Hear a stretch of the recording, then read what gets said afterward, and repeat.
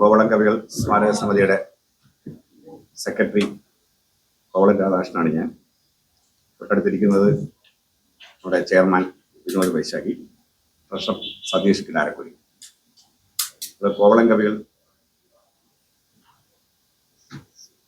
സമിതിയുടെ ആഭിമുഖ്യത്തിൽ കോവളം കവികൾ സാഹിത്യോത്സവം അടുത്ത വർഷം നവംബറിൽ നടത്തുകയാണ്. അതിനു മുന്നോടിയായിട്ടുള്ള തീരദേശ സാഹിത്യയാത്ര 12-ാം തീയതി ആരംഭിക്കും. അതുമായിട്ട് ബന്ധപ്പെട്ടുള്ള പത്രസമ്മേളനത്തിനാണ് ചേരുന്നത്. ഇതിന്റെ വിശദാംശങ്ങൾ കോവളം കവികൾ സ്മാരക സമിതി ചെയർമാൻ ശ്രീ വിനോദ് വൈശാഖി വിശദീകരിക്കും. വായനക്കാരും ആസ്വാദകരും അടങ്ങുന്ന പൊതുസമൂഹം പലപ്പോഴും കേട്ടിട്ടുള്ളതും ചർച്ച ചെയ്യുന്നതും രാമായണവും ഭാരതവുമാണ്. പുരാണ ഇതിഹാസങ്ങൾ ഏറെ സ്വാധീനിക്കപ്പെട്ട മണ്ണാണ് നമ്മുടെ ഇന്ത്യ എന്ന് പറയുന്നത്, പ്രത്യേകിച്ച് കേരളം. നമ്മൾ എഴുത്തച്ഛനെ മലയാള ഭാഷയുടെ പിതാവ് എന്ന് പറയുമ്പോൾ എഴുത്തച്ഛന് മുമ്പ് 15-ാം നൂറ്റാണ്ടിന് മുമ്പ് 14-ാം നൂറ്റാണ്ടിൽ കോവളത്ത് 2 മനുഷ്യർ അവർ കർഷകരായി ജീവിച്ചിരുന്നു. അത് 14-ാം നൂറ്റാണ്ടിലാണ്. അതിൽ ഒരാളിന്റെ പേര് അയ്യപ്പിള്ള ആശാൻ എന്നും മറ്റൊരാളിന്റെ പേര് അയ്യനപ്പിള്ള ആശാൻ എന്നുമാണ്.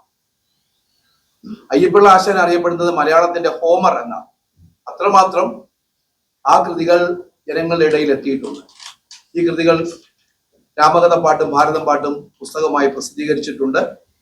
ഈ 2 കവികളുടെയും ഓർമ്മ നിലനിർത്താൻ വേണ്ടി കോവളത്ത് അവരുടെ തന്നെ സ്വന്തം സ്ഥലമായ ആവാട് തുറയിൽ ആ സ്മാരകവും സ്ഥിതി ചെയ്യുകയാണ്. അതൊരു സംരക്ഷിത സ്മാരകം കൂടെയാണ്. ഈ 2 കവികളുടെയും ഓർമ്മയിൽ നിന്നുകൊണ്ട് എല്ലാ വർഷവും കോവളത്ത് കോവളം കവികൾ സ്മാരക സമിതിയുടെ ആഭിമുഖ്യത്തിൽ വിവിധ കലകളെ കുറിച്ചുള്ള ചർച്ചയും സെമിനാറുകളും ഒക്കെ ഞങ്ങൾ നടത്തി വരികയാണ്. ഇപ്പോൾ ഈ സമിതി പുനഃസംഘടിപ്പിച്ചതിന് ശേഷം രാധാകൃഷ്ണൻ സെക്രട്ടറിയും അതുപോലെ മറ്റു ഭാരവാഹികളും ഒക്കെ ഉണ്ടായതിനു ശേഷം നമ്മൾ മുന്നോട്ട് വയ്ക്കുന്ന ചരിത്രത്തിലേക്ക് ഇതുവരെ ആരും തുറക്കാത്ത ഒരു പുതിയ സംരംഭമാണ് കോവളം കവികൾ സാഹിത്യോത്സവത്തിൽ ഞങ്ങൾ അവതരിപ്പിക്കുന്ന തുറ ഫെസ്റ്റിവൽ.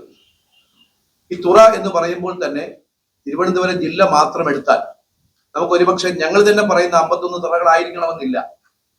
പക്ഷേ നമ്മൾ പൊഴിയൂർ മുതൽ അഞ്ചുതെങ്ങ് വരെ പരിശോധിച്ചു കഴിഞ്ഞാൽ എത്ര തുറകൾ കാണാം. കൊഴിത്തുറ, പിന്നെ കൊച്ചുതുറ, പുതിയ തുറ, ചിന്നമാർത്താണ്ഡൻ തുറ, അത് തന്നെയാണ് പുതിയ തുറ, പിന്നെ ഇരയിമൻ തുറ, അടിമലത്തുറ, പള്ളിത്തുറ, ഇങ്ങനെ നീണ്ടുപോകുന്ന ഒരുപാട് തുറകൾ. ഈ തുറകളിലേക്ക് നമ്മുടെ ക്യാമറകൾ പലപ്പോഴും പോയിട്ടുണ്ട് എങ്കിലും അവിടുത്തെ സാധാരണ മനുഷ്യരെ കുറിച്ച് എഴുതപ്പെട്ട കൃതികൾ പലതും ചർച്ച ചെയ്യപ്പെട്ടിട്ടില്ല. അതുകൊണ്ട് ഞങ്ങൾ ഇങ്ങനെ സമിതി ആലോചിക്കുകയും ഒരു സംഘാടക സമിതിക്ക് രൂപം നൽകുകയും ചെയ്തതിനു ശേഷം ഞങ്ങൾ ഈ ഫെസ്റ്റിവലിലേക്ക് കിടക്കുകയാണ്. കോവളം കവികൾ സാഹിത്യോത്സവം 2027.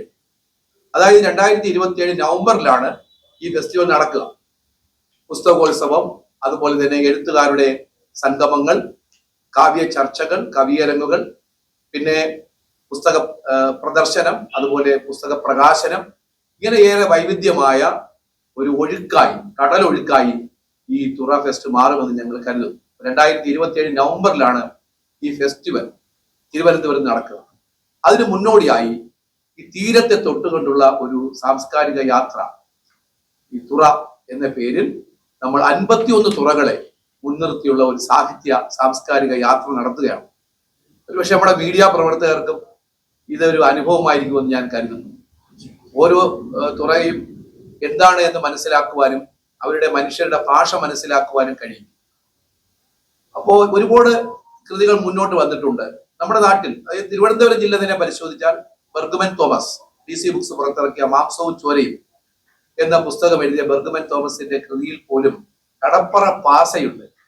നമ്മുടെ ഭാഷ എന്ന് പറയുന്നവരും പാസ, ഇത് ഒരു അവഗണിക്കപ്പെട്ട ഭാഷയല്ല, മറിച്ച് മനുഷ്യരിടയിലേക്ക് ഇനിയും വളരെ ധൈര്യത്തോടെ എഴുത്തിലേക്ക് എത്തിച്ചേരാൻ പറ്റുന്ന ഒന്നാണ് കടപ്പറ പാസ.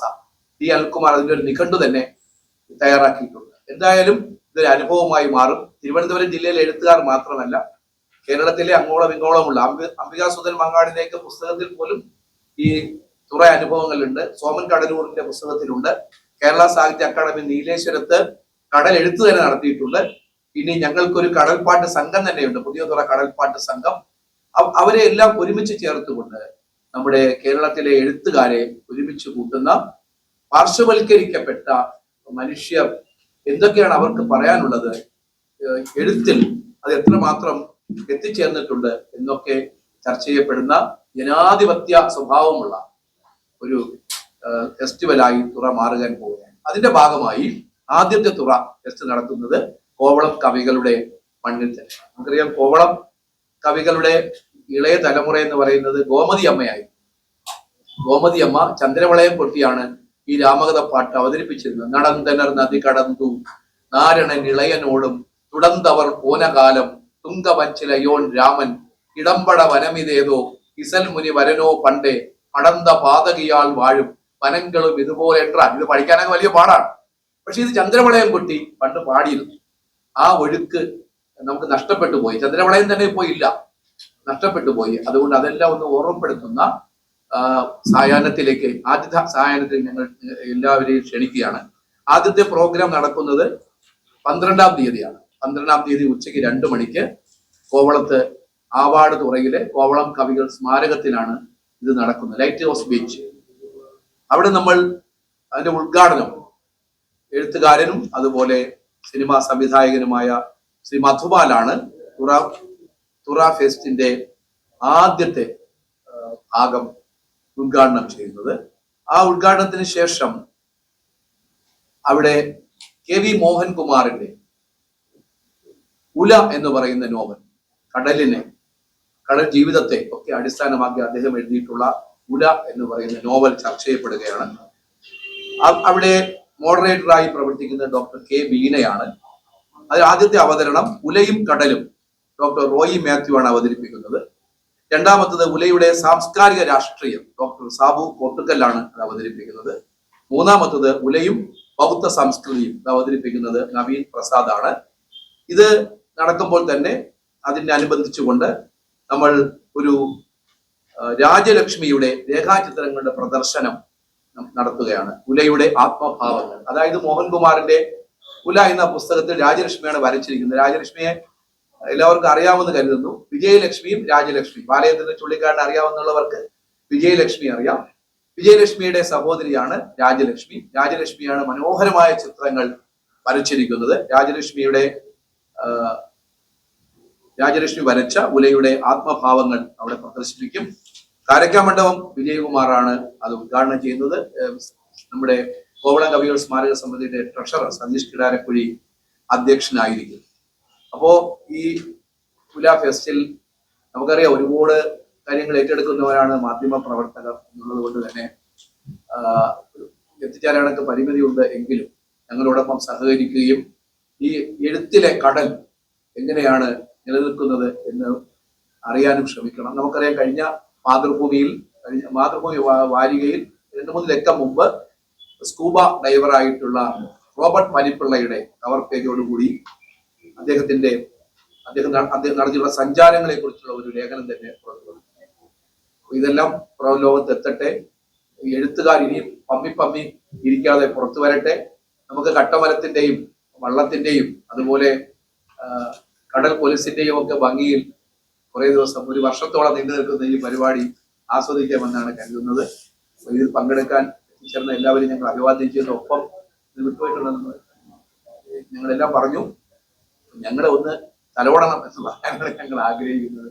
കാരണം ഈ കോവളം കവികൾ സ്മാരക സമിതി വർഷങ്ങളായി നിലനിൽക്കുന്നുണ്ട്. നമ്മുടെ താളിയോല ഗ്രന്ഥങ്ങൾ കണ്ടെടുത്ത് നമ്മുടെ മഹാന്മാരായ എഴുത്തുകാർ അതിൽ നിന്ന് പകർത്തിയെടുത്ത ഈ വലിയ ഗ്രന്ഥങ്ങൾ, രാമകഥപ്പാട്ടും ഭാരതം പാട്ടും ഇന്നും ജനങ്ങളിലേക്ക് എത്തുന്നുണ്ട്. ശരിക്കും ഞങ്ങൾ പറയുന്നത് എങ്ങനെയാണ്, മലയാളത്തിന്റെ നമ്മുടെ എഴുത്തച്ഛന് ഭാഷയുടെ പിതാവ് എന്ന് പറയുമ്പോൾ നമ്മൾ പറയുന്നത് അറബിക്കടലിന്റെ എഴുത്തച്ഛനാണ് അയ്യപ്പിള്ള ആശാനും അയ്യനപ്പിള്ള ആശാനും എന്നാണ്. ആ ഭാഷയ്ക്ക് അങ്ങനെ ഒരു സൗന്ദര്യം തന്നെ. അതുകൊണ്ട് കോവളം കവികൾ സാഹിത്യോത്സവം തീരദേശ യാത്രയുടെ തുടക്കമായ 12-ാം തീയതി ഉച്ചയ്ക്ക് 2 മണിക്ക് നിങ്ങളെല്ലാം എത്തിച്ചേരണം എന്ന് ഒരിക്കൽ കൂടി ഞങ്ങൾ അഭ്യർത്ഥിക്കുകയാണ്. ഒരു ഗണപതി ഹോമം ചെയ്യുന്നതിന് തുല്യമായ പഞ്ചഗവ്യ വിളക്ക്, പശുവിന്റെ ഗോമൂത്രം, ചാണകം, നെയ്യ്, പാല്, തൈര്, ഈ ഒരു വിളക്ക് വീടുകളിൽ കത്തിച്ചു വെച്ചാൽ ഐശ്വര്യം ഉണ്ടാകുമെന്നൊക്കെയാണ് പറയപ്പെടുന്നത്. കർപ്പൂരം ഉൾപ്പെടെ ഈ കടയിൽ കിട്ടുന്ന എല്ലാ ഐറ്റംസും 100% ഓർഗാനിക് ആണ്. മിതമായ റേറ്റിൽ ഡ്രൈ ഫ്രൂട്ട്സ് ഒക്കെ മേടിക്കാൻ പറ്റിയ നല്ലൊരു സ്പോട്ട് കൂടിയാണിത്.